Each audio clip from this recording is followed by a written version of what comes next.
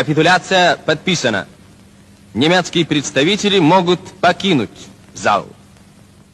9 მაისი ფაშიზმზე გამარჯვების დღეა. 1945 წლის 8 მაისს გერმანიის მიერ კაპიტულაციის გამოცხადების შემდეგ მეორე მსოფლიო ომი დასრულდა. 9 მაისი კი ფაშიზმზე გამარჯვების დღედ გამოცხადდა. მეორე მსოფლიო ომმა საქართველოზე უმძიმესი კვალი დატოვა. ჩვენმა ქვეყანამ 300,000-მდე ჯარისკაცი დაკარგა. საქართველოდან მეორე მსოფლიო ომში 700,000 ადამიანი წავიდა. აქედან ნახევარი უკან არ დაბრუნებულა. მეორე მსოფლიო ომში, როცა ერთმანეთს ორი ბოროტება ებრძოდა საქართველოს სტალინის სამშობლომ, პოტენციურად ყველაზე დიდი მსხვერპლი გაიყო.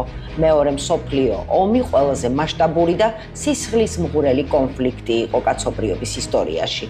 აზიაში ის დაიწყო მეორე იაპონია-ჩინეთის ომით 1937 წლის 7 ივლისს და ევროპაში გერმანიის თავდასხმით პოლონეთზე 1939 წლის 1 სექტემბერს.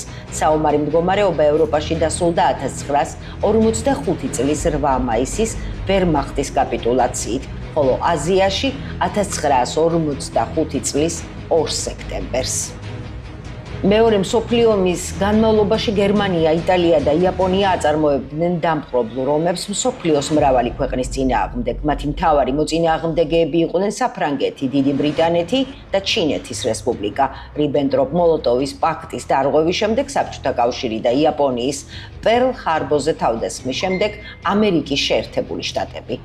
მეორე მსოფლიო ომმა იმსხვერპლა 60 მილიონამდე ადამიანის სიცოცხლე, მათ შორის 20 მილიონამდე მშვიდობიანი მოსახლის.